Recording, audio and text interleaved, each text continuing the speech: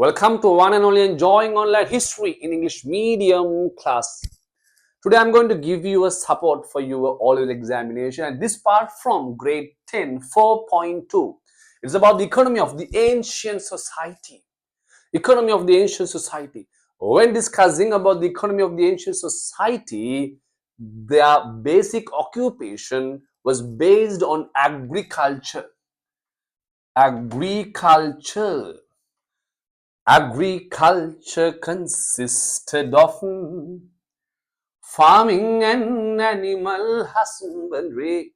We can divide agriculture into farming and animal husbandry. The most basic occupation, the economy was based on agriculture, and agriculture consisted with two parts: farming and animal husbandry. Further, farming divided into two parts. Farming kotas dekhai. Api kinawa? Chain and paddy cultivation. There are two parts of farming: chain cultivation and paddy cultivation. And keep remember, between chain and paddy, the most oldest, we call the oldest cultivation is known as chain cultivation. That will be an MCQ question for your O-level examination. The oldest one is known as chain. And then animal husbandry. Animal husbandry was done for several purposes. We can take for transportation and agricultural purposes.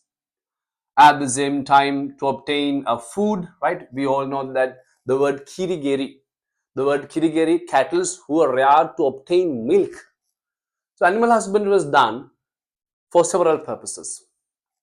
And please keep remember, the economy of the ancient society, their main livelihood, their main occupation centered towards agriculture. Agriculture consisted of two parts: farming and animal husbandry. Farming, two parts, chain and paddy. Chain was the oldest one.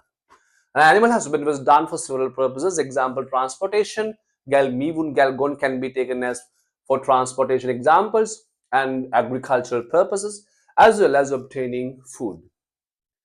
Then today I will not discuss each and every point. I'm going to discuss about the paddy cultivation. Today I'm going to discuss about the paddy cultivation. Paddy cultivation. So we all know the place where paddy cultivated. The place where paddy cultivated. So structures like this. It's known as kumbura or ketha. Ketha nemeya. Kumburu or ketha. Kumburu or ketha. The word ketha, it's a Sanskrit word. Ketha ki it's a Sanskrit word, which means shastra. The word ketha, which was a Sanskrit word, derived from shastra.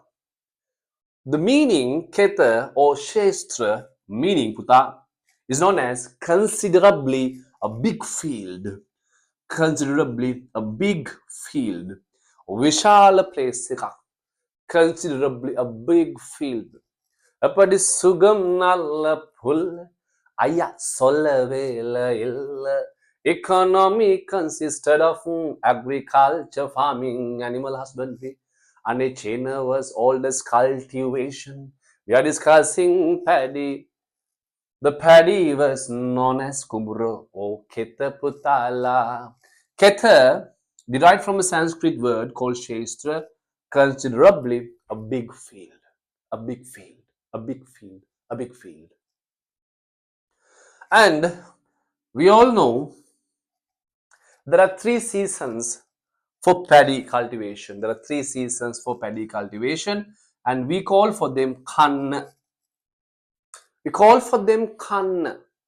So we have Maha season, first one. Second one, Yala season. Third one, intermediate season. Maha season, Yala season, intermediate season. We need to remember the ancient words for these. Mahaseason. Mahaseason was known as Akal Hasar. Akal Hasar. Yala season was called as Peter Dada Hasar. Akal Hasar, Peter Dada Hasar. An intermediate season given the name called Madhasa.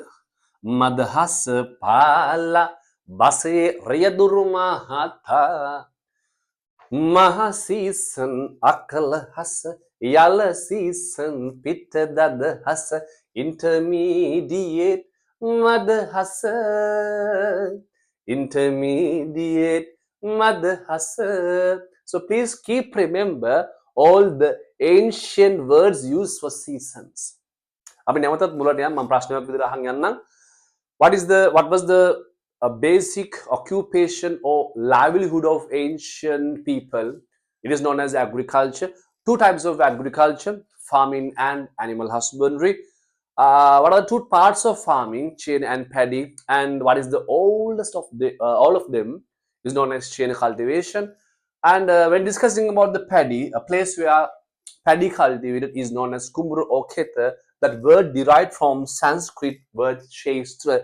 Shestra means considerably big field. And there are three seasons which cultivate paddy. Maha season known as Akalahasa, Yala season known as Pitadadahasa, intermediate season known as Madhasa.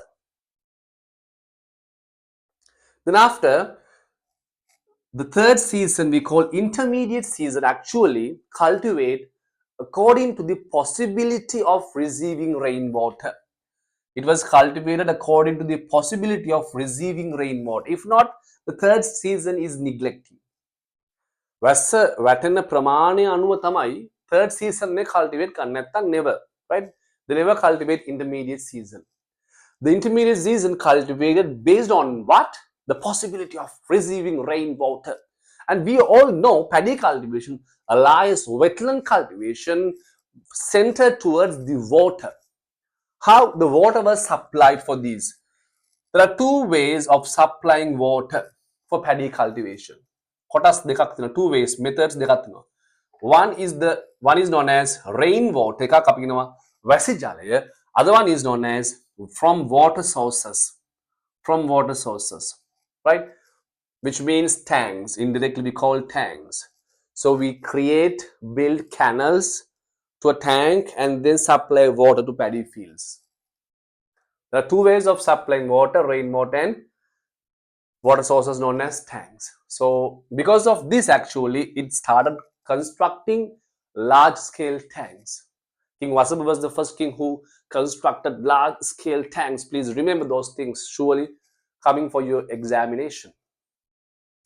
And there was a hackneyed statement, very famous statement done by King Parakrama the Great. Not a single drop of water that falls from the sky, right, should not allow to go to sea without using or without making any proper use of it. So those things can be included for your answer. So keep remember these points, these facts, because they are coming for your examination. Apart from this, nothing will come for your examination from paddy cultivation. So study this, and I hope that this is an extra help for your examination. Thank you very much.